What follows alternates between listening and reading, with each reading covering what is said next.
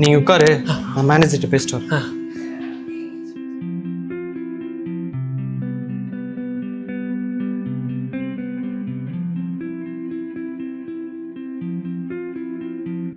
நம்மளும் இதே மாதிரி ஒர்க் பண்ண போறோம். தம்பி சார் தம்பி உனக்கு வேலை கன்ஃபார்ம் ஆயிடுச்சுப்பா. சார் தேங்க்யூ சார், ரொம்ப தேங்க்ஸ் சார். சார் என்ன ஒர்க் சார்? ஒர்க் ரொம்ப சிம்பிள். சாயங்காலம் 6 மணிக்கு எங்கள் டீம் மெம்பர்ஸ் எல்லாருக்கும் டீ காஃபி ஸ்நாக்ஸ்லாம் கொடுங்க. சார் என்ன கம்ப்யூட்டரில் ஒர்க்கு? எது கம்ப்யூட்டரில் ஒர்க்கா? காலேஜ் போகாமல் ஊர் சுற்றிட்டு இருந்தா உனக்குலாம் யாரா வேலை தருவா? போனா போகுது ஊரில் மாடு மேய்ச்சிட்டு இருந்தேன். என்ன இதை கூட்டு வந்து நல்ல வேலை வாங்கி தரலான்னு பார்த்தா என்ன கேள்வி கேட்குற? என்ன ப்ராப்ளம் இங்க? சார் காலேஜுக்கே போனதில்ல, சிஸ்டம் ஒர்க் வேணுமா?